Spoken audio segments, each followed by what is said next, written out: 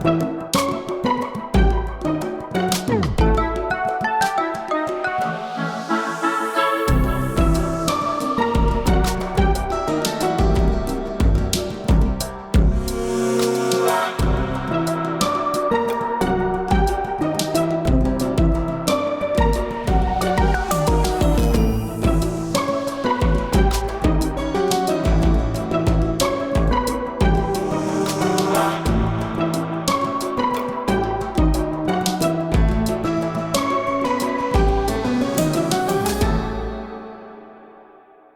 kids, howdy, and welcome to this week's episode of Conscious Embodiment, Astrology, and Dreams with Dr. Michael Lennox.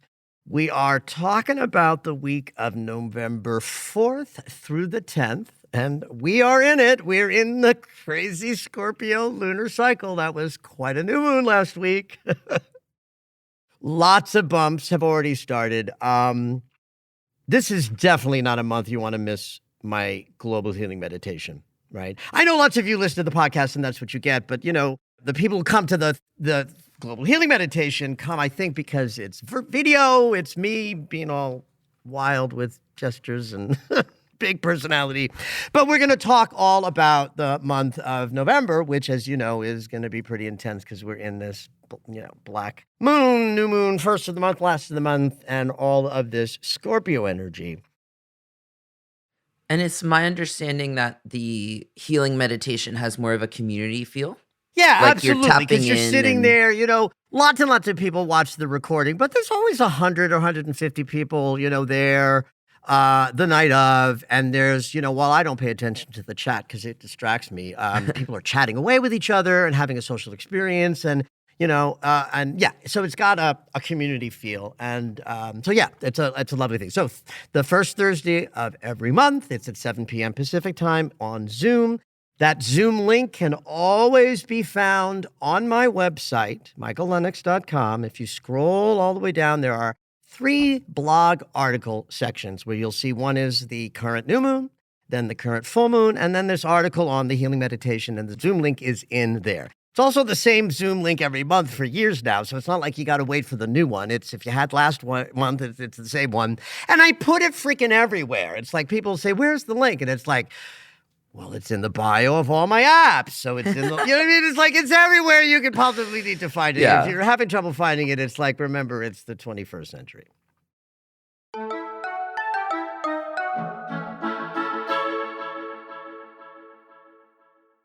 So I think this is going to shock. So I'm not going to answer a question today because I'm going to talk about the election in the United States. That's okay. So you are. Well, this is the moment you're speaking on it. I am and I'm not. I mean, I'm not talking about what astrology tells me, like who's going to win or. Because that's always whenever there's election, everyone wants to know. Oh, please, and I also dance with this idea of like, I'm not a pop astrologer. And I know that if I was willing to talk about elections and Kamala Harris's chart and Donald Trump's chart and what was happening at the Academy Awards and Will Smith's chart that made him slap Chris Rock, because I get asked all the time. And then if I ever meet with like marketing, gurus, they all say, oh, yes, SEO, do this and this and this. Make sure that in every article you write about astrology that you talk about Will Smith, or I was like, are you fucking kidding me? Right. I'm not going to shit on my output just to get more people who aren't really my people to pay attention to astrology. I use astrology for my personal unfolding, for my self-investigation, for my shadow work, context, for understanding when I'm just talking about me personally. It's like there are moments when I'm like going through something and have a completely different experience of holding what I'm going through because I know what the archetypal energy is, how long it's going to last. This is how I use astrology. This is how I teach astrology. So what are you going to tell us about the election? Well, I want to talk about the idea of change and transformation that we're bumping into now as kind of preparatory for the rock'em sock'em next 2 years. It's no secret that all of the outer planets are changing signs next year. Pluto's already been doing it. He's been back and forth between Capricorn and Aquarius. So next year's energy has a lot of possibility for fire and air to make combustion and lots of difficult life experiences because planets that rule change and transformation, slow change Pluto, fast change Uranus, are changing signs. Neptune, that holds our beliefs and our ideologies, like spiritual connection or religiosity, is moving into Aries, the sign of war. And so that's going to bring about a lot of angry people ready to be violent with their ideologies, as well as a lot of hopeful, progressive people being excited about being activated towards peace, right? So Neptune moving into Aries isn't just about the warring, it's about activating through belief, right? But both sides have belief, and so both sides are activated, and we've got the possibility of some, real challenges, especially in the United States next year. And I talk about that because I'm an American, but we might as well be talking about Gaza and Ukraine and South Korea going into, you know what I mean? Like there's all sorts of ways in which the world is in a similar mess as the United States. But the United States is this big central country in the world, and I'm an American, so it's on my mind and heart. So, what do I want to say about this? We are being, I think, prepared energetically, certainly in this lunar cycle that's just so Pluto-driven. New moon ruled by Pluto, Pluto at the final degree of Capricorn. The new moon had Capricorn and Mars opposing each other. And Mars is going into a retrograde cycle. He's turning around on December 5th. So as we move through Election Day tomorrow, you've got the planet of death and destruction and change at the deepest level, back in the sign of Capricorn that invented structures like politics and governments and parties and who's ruling and how. So remember, the chart for the United States of America has Pluto in Capricorn, and we went through Pluto return for the United States just the other year, which is when all of this shadow of the real America got uncovered, right? All of this way in which there's a completely transparent sense of white supremacy and patriarchy and all of these energies that are in this extinction grab, trying to make the world a conservative place when the world is becoming progressive and liberal, right? This happened in Germany and England, or is it France? And I don't remember. There was elections recently where the Conservative Party looked like it was about to take over and the progressive parties won. Yeah. I don't know what's going to happen tomorrow. Like, I have no idea who's going to win the election. I mean, I might have some private thoughts about that, but based on my conjecture or things that I muse about that I'm not going to share today. I know who I voted for. But Mars being in Cancer on Election Day in a retrograde shadow is very interesting. First of all, the United States is a Cancer country. The sun was in Cancer when the USA was created. And we used the signing of the Declaration of Independence as the kind of marking of the chart for the United States. Which is how you do any kind of chart. If it's a business, it's the incorporation of the business. If it's a country, it's either the incorporation of the country itself, or we look at this as, the essence of the country is created on the moment it was made a reality. And for us, that was the signing of the Declaration of Independence. And we've got Venus in Cancer, Jupiter in Cancer, Sun in Cancer, and Mercury retrograde in Cancer, right? So we are a Cancer country. And now what's interesting about this, kids, no one's mistaking who my politics are or who I'm voting for, even if I don't say it out loud. Oh, yeah, please. who'd you vote for? Yeah! The fact that we're a Cancer country means we are the caretaker. We are the mother who takes in all strays. So the idea that this is a white supremacist country that keeps other people out is antithetical to what America is, period. Period. Full fucking stop. So the fact that Mars is in Cancer in a retrograde means the populace, Mars, is like the populace, bodies, physical bodies, or people in bodies who vote. Mars in Cancer opposing Pluto at the moment of the new moon on Friday, which then sort of peaks energetically today, Sunday, the day this podcast comes out, right before Election Day, means that there is, in fact, a great disruption from this election. Like that, like it's a wild new moon.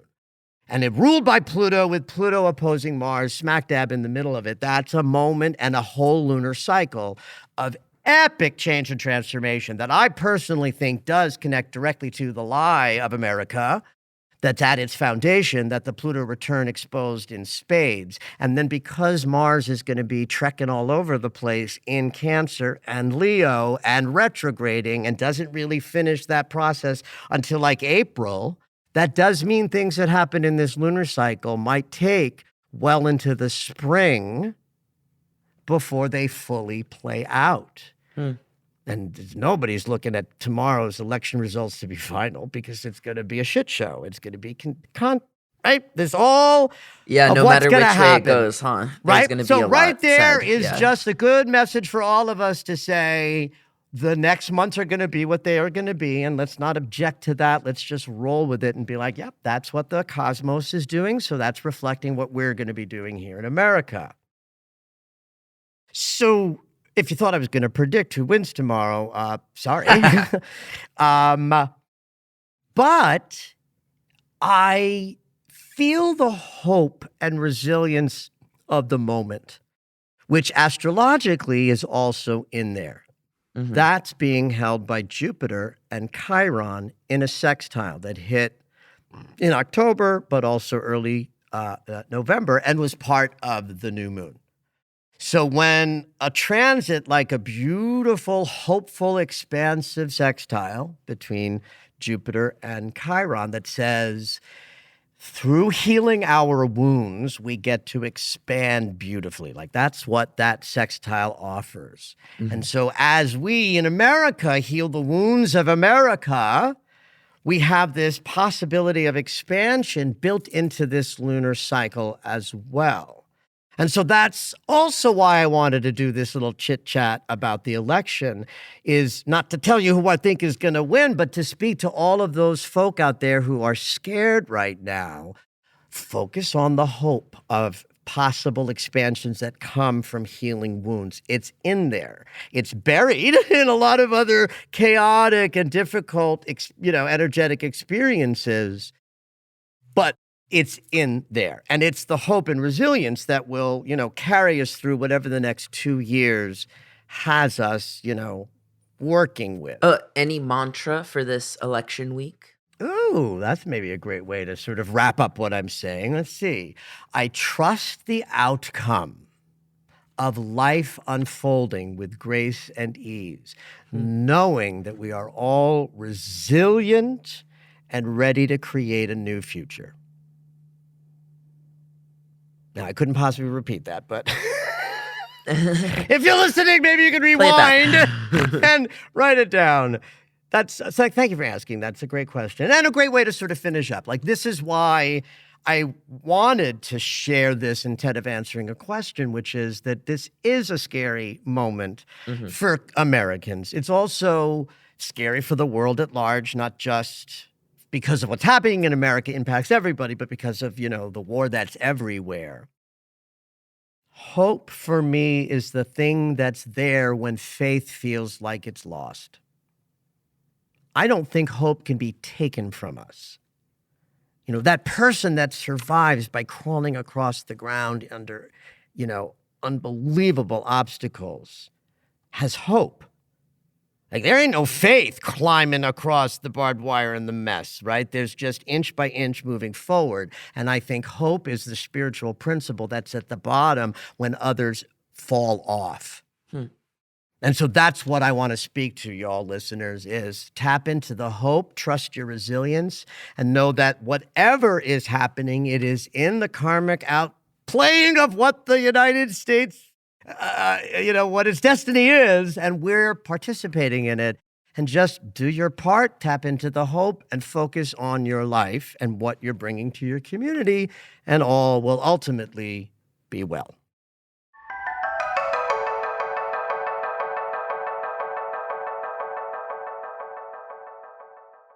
There's a big shift in the Mars cycle. Today, in fact, Mars is moving into Leo today.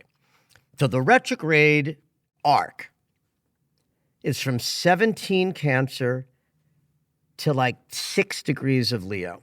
So this is the moment when Mars moves into Leo, and we're still in the capturing of the information that, lets us know what's going to happen later. Because this retrograde crosses over between these two archetypes, in some ways, the retrograde is designed to help us blend the two archetypes in nature, right? Mars in Leo has us walking out there in a confident centering of self place. Right? So that's powerful. It's a wonderful placement for Mars, the body and goals and action, and sex is yummy in Leo because it's joyful. And when there's anger with Leo, it's, right-sized, right? Because that's a Mars, Mars is about anger and sex and the body and projects and goals and work. So we center ourselves in Mars and Leo and shine. But we're not just in Mars and Leo. We're in Mars and Leo retrograding back into Cancer. So I'll say this when we're there and we retrograde back into Cancer when Mars is moving. But the idea of a retrograding planet starting out in one sign where it's like, I can shine here, then the anthropomorphization of it would be Mars says, you know what? I'm not shining as bright as I know I can. I need to learn a little bit more about rest and preparation. So I'm going to go back into Cancer, where I learn how to rest and restore and prepare for the future. The rulership that we're talking about is Mars walks into the domain of the sun and it's like, I'm ready to shine, but the moon calls him back and says, you know what? You need to learn a little bit more about cycles. Leo says shine all the time. Cancer says shine when it's right and then diminish and then retreat and then inch out again and then shine again, right? That's what the moon knows. The moon knows we don't want to do the same thing every day, and she fluidly allows us to shift. And in Cancer sign, because it's ruled by the moon, that's what we learn how to do. Yeah, the only people who are shining all the time are, stupid people and narcissists. I'm kidding. So, why this is important in this retrograde shadow is the quality of what Mars is going to do in Leo is different than the last couple of weeks of Mars in Cancer. There are no triple transit activations this week. So Mars isn't making any connection with any planets in Leo this week. So we don't have to worry about contemplating that. Just know this, that your observations of what you can expect to come when Mars goes retrograde shift from what's happening with your body at home and behind the scenes and in rest and preparation, but more directly in the centering of self and the, confidence to move out there in the world. So you look at those issues for the next, month. And then in the beginning of December, at 6 degrees of Leo, Mars will turn around and do the whole backward motion over, December and January. So we have lots more to talk about Mars going retrograde, but know that we are now operating in a more extroverted way just by having him in that territory. And also know this, that he's already starting to slow down. Mars isn't operating at the same speed that he typically does because he's getting ready to turn around. Now, even though he doesn't actually turn around for a month, he'll get much, much, much slower at the end of November than he is now, but he's not at his typical clip. And one could argue that if he's not, we're not, right? That the movement of us is a little bit slowed down. I'm not a good person to judge that because I'm still in epic chronic fatigue from my Sjogren's experience and long COVID. And, but it's also, we're leaning into winter here in the Northern Hemisphere. Life slows down a little bit. At any rate, today, Mars moves into Leo.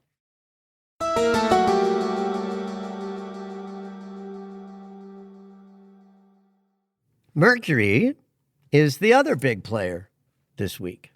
So Mercury's in Sagittarius right now, sign of his detriment. It's opposite Gemini, one of Mercury's ruling signs. And so the sign that's opposite, a sign that a planet rules, is thought to be particularly uncomfortable for the planet.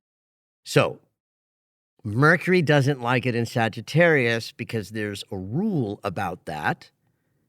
But the archetypal reason is the Sagittarius mutable fire is all about stimulation. The archer is the avatar for Sagittarius who wants to shoot those arrows just everywhere. And because Mercury is about communication, there needs to be some precision in the sign that he's in for him to be comfortable with his communication, right? So one of the signs he's least happy in is Sagittarius, mutable fire, too much stimulation. Oddly enough, another sign that he's not comfortable in is like doubly debilitated is Pisces, another mutable sign where it's too much like water. There's underwater, so the mind is bubbling up in, too much water pressure, right? So Mercury's not happy in Sag. Sag is very stimulating. That means this Mercury retrograde is going to be bumpy because he's already not good with the data and the too muchness of it in this sign. So the fact that he's going to retrograde here means that retrograde is going to be bumpy. There's a sesca square from Mercury to Mars during this retrograde, which means it's going to be lots of frustration. A square to Saturn means lots of breakdowns and problems in the retrograde. An opposition to Jupiter means that many of those experiences will be over the top. A trine with Chiron makes it a healing experience, but as you can hear, the geometry is edgy, frustrating, breakdown and challenge oriented, and it's going to be a shit show. Not till the very end of the month. Okay. Yeah, Mercury doesn't turn around till the 25th, but from Thursday, the 7th, through the 25th of November, we're in the section, the what we call the retrograde shadow. Preparing to go retrograde, not there yet, but triggering all of the stuff that will be part of the retrograde, including all of those transits I just laid out that make it a bumpy shit show. So, in fact, I'll say this. Those aren't great, smooth Mercury transits to begin with. Right. So over the next 3 weeks, while no, he won't be backwards, he's still going to hit us with these little edgy moments, right? That's part of what's going to make November the month that it is, right? We talk about this being a particularly intense month for a number of reasons. Black moon, new moon of the 1st and the 30th, Pluto going into Aquarius. I mean, it's just a lot going on. And one of them is that Mercury's going to be a little bit bumpy as we go. And then on the 25th, he'll turn around and be retrograde into December. And we'll talk about that when that time comes. Meanwhile, start to pay attention. If there were ever a Mercury retrograde when you wanted to prepare by doing things like maybe keeping a little journal of your thoughts, conversations, communication breakdowns, and problems, so that you can utilize the information that you collect in November to match what happens in late November and most of December, the first half of December, when he's backwards. Right? That's always true because we always go through transits that Mercury is going to do a second time when he's backwards and then a third time when he wraps up. I don't keep track like this for my own use, but I have a habit of being able to look at my calendar and kind of see what I was doing at any given time and have a memory of what it felt like at that moment. But I've been using astrology for 30 years. That's why I have that habit. Because Mercury is in Sag and so distractible, starting Thursday, for those of you who feel motivated to do so, pick up the journal and just write down things about the communication gaffes and challenges, because those will certainly come up again when Mercury turns around. I, of course, will remind you of that when we get there. Meanwhile, the intense month of November continues. Have at it. Did you know that Michael has a daily astro alert? If you enjoy hearing the weekly astrology, you might like knowing more about each day. When you subscribe for the daily Astro Alerts, you'll get an in-depth explanation of the day's astrology sent right to your email. Subscriptions are only $10 a month, or you can purchase the yearly subscription at the reduced price of $100. To subscribe, head over to michaellennox.com.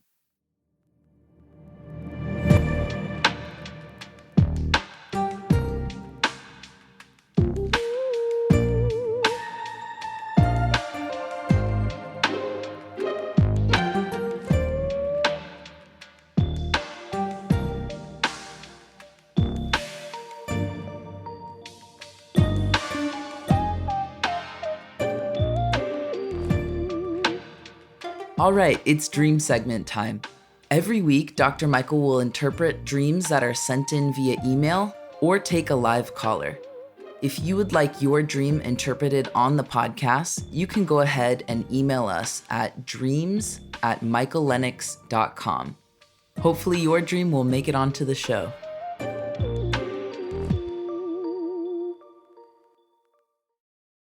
This week we have an email and dream from Natalie. She says, "Hi, Dr. Michael and Zoe. I hope you're enjoying this spooky season.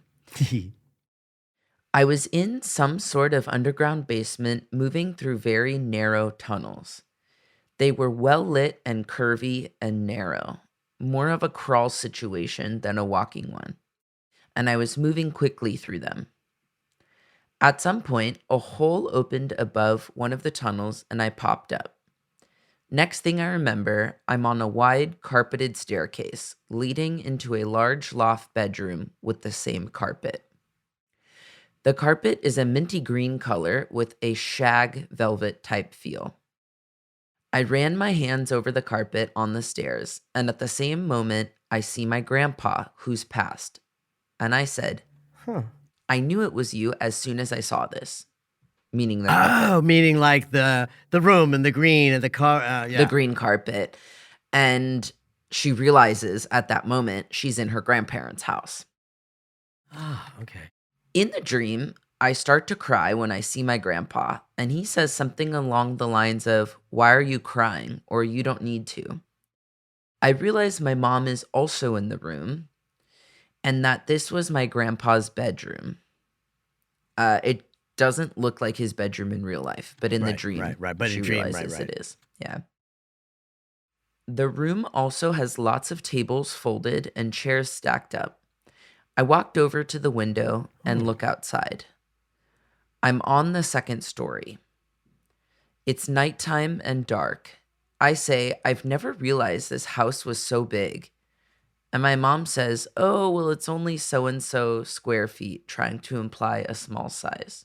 Yeah. Then I asked my mom about the tunnels. She says, they've been here long before the house. I remember turning around and taking another look around the room and then waking up. I was sitting with the dream when I woke up, and I remembered that my grandparents' house was only one story, farmhouse style. Right. And they had shaggy carpet in their bedroom and on the toilet seat. Very 70s. I love that. Oh, I love that. My grandpa was a bit eccentric in real life. Okay, good. I'm not sure he was wearing pants in the dream, but that was not shocking. Thank you for both of your I wonder if that insights was part and of his talent. eccentricities in real life. That's what I'm wondering. My grandpa was eccentric. He didn't always wear his pants. Yeah. Well, I mean, if she were here, the one question I would ask is, was there particular love and comfort offered at grandparents? You know, like why this home? Why this, generation in the dream, So let's start from the top. I love this idea that in the first section of the dream, though we're in territory that sounds limited, that Natalie's moving quickly, right? So the fact that she's moving quickly, I'm going to then add that she's graceful in this territory. And so that is going to imply a couple of things, that she's been there before, or that she's there a lot, or that it's her territory, right? And so it's underground. She even says underground basement. Now, this is interesting, Zoe, because we're about to go into a house dream where there's a message that there are tunnels below the house. And And house is our sense of self, right? right, sense of self, which might look like this is about Grandpa, but I think it's about Natalie. I think it's about Natalie's sense of house. Because listen to what she says in her email. Underground basement. To me, that implies under the basement. Mm-hmm. So basement is part of house. Right. Something under the basement is part of the earth below. Mm-hmm. And at the end of the dream, we get this message that there are tunnels, whatever we're going to decide they mean, that there are tunnels below this dream house. Mm-hmm. That she, that Natalie asks her mother about. Right there, I see, without knowing exactly how I'm going to articulate it, there's something powerful about Natalie in her tunnels and then this bigger dream tunnel experience, because it's tunnels. It's the same kind of thing. So what might we ascribe to? Narrow tunnels that are well-lit, curvy, that you can crawl through and do it well is self-investigation, looking at what's below, being in consideration of the material that can't really be seen, but that we stand on. Mm-hmm. And she's deft in this place. It's well-lit.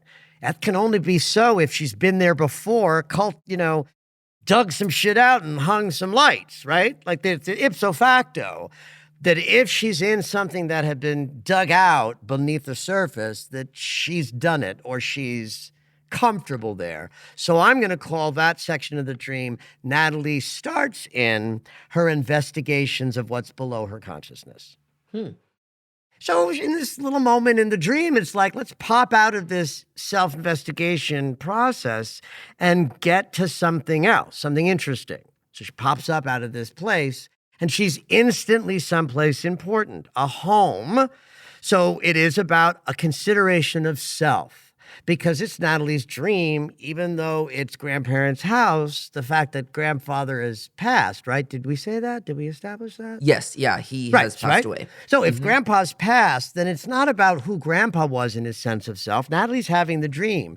It's about who Natalie is as a result of her relationship with those grandparents who had the shag carpet and the carpet on the toilet in the one-story house, right? There's material inside who Natalie is that comes from her connection to grandparents, particularly grandpa.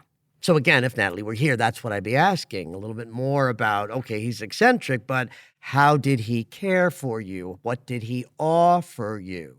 Minty green implies green, that's heart chakra. Mm-hmm. Even if it's minty green, if it's green, right, that's the color in the Roy G. Biv that aligns with the heart. And so there's something interesting about the moment of recognition of grandpa and the emotion that happens. And even the tactile rubbing of the rug sort of seems to stimulate that. Mm-hmm. So then that to me says Natalie's in consideration of whatever she lost when grandpa left. Right? She's crying because she's reminded of grandpa who's gone. But then it turns into like a visitation dream. Then grandpa comes in and says the typical kind of spiritual message, which is, why are you crying? You don't need to. To me, translates, I'm not gone. What I cultivated in you lives in you. Mm-hmm. You can connect to me through the veil because we always can. That's the message of a visitation kind of dream where it's like, you don't need to be sad about the separation. I'm still speaking to you. I'm still connected to you. That's what I think. The chairs and tables folded and stacked is a really interesting image. First of all, we've already established that in this room, a powerful awareness is being cultivated for Natalie, a dream awareness. I'll even jump down to say second story, right? Second story of the house tells me second chakra, especially because the house in real life is one story. So a second story, I go to, okay, this might be a dream about change and transformation or Natalie's connection to creativity and the second chakra consciousness that might be in there, but not utilized enough. I never realized this house is so big. is what she says. So that's like discovering more resource, more access to self if you investigate the shadow.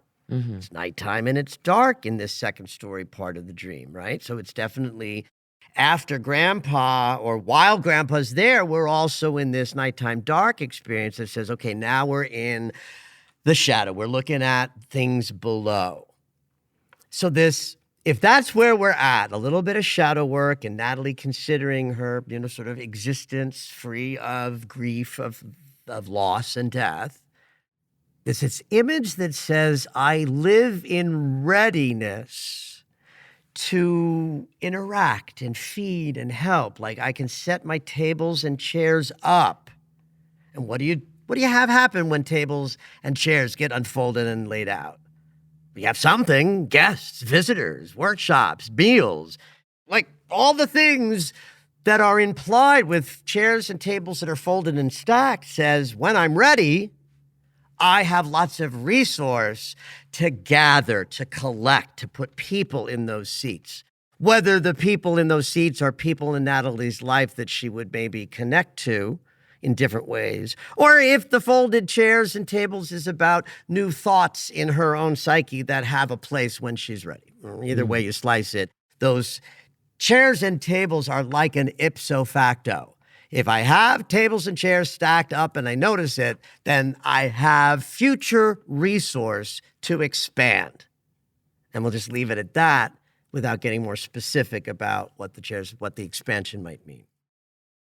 So in the realizing that the house is so big, we get some information that mom is the diminisher. So that would be an interesting note to explore, that there's a part of Natalie that's represented by her eccentric grandfather, who's part of, now in the other side, through the thin veil, part of her spiritual knowings. And now she's also getting in touch with a mom shadow that diminishes Natalie's desire to get bigger. And mom says the tunnels were there before the house. Right. So that's another interesting piece, because now I think we're talking about, if we see the tunnels as shadow work, and we know that Natalie's already good with shadow work because she's in those tunnels comfortably, and the nighttime and the second story and, tells us we're in a shadow moment, then what mom does and says is the shadow that's being revealed. Oh my God, I'm so big. I feel so full. I have new resources. I feel big. And then mom comes along and says, well, you're only 5'5", and you're only this, and you're only that, and you'll never that, and you'll never. No, I don't know what Natalie's mom was really like. She's not here for me to ask, but I'd be asking her that. Either way, what mom says in the dream tells me that there's some desire to get big and a diminishment wound that's being asked about. And I think the answer is in the tunnels, meaning more digging, more investigating. But because mom in the dream is saying the tunnels were here before the house, she's saying the shadow pattern that you're working out was here before you were born, meaning generational.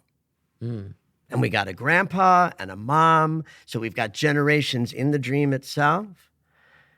So at the end of the day, this dream is about Natalie does shadow work, but she pops up to where's this needed right now? And what it is I'm getting bigger, I'm ready to expand, but there's this diminishing voice in me that I need to look at, and it's multi-generational. It goes into the past, and you already know where to find it, Natalie. It's in the basement. Just bring your shovel. Thank you for listening to Conscious Embodiment, Astrology and Dreams with Dr. Michael Lennox. You can find us on Apple Music, the iHeartRadio app, and anywhere you find your favorite shows. Head on over to michaellennox.com for information on astrology readings, the daily Astro Alert subscription, upcoming classes, and to join the mailing list.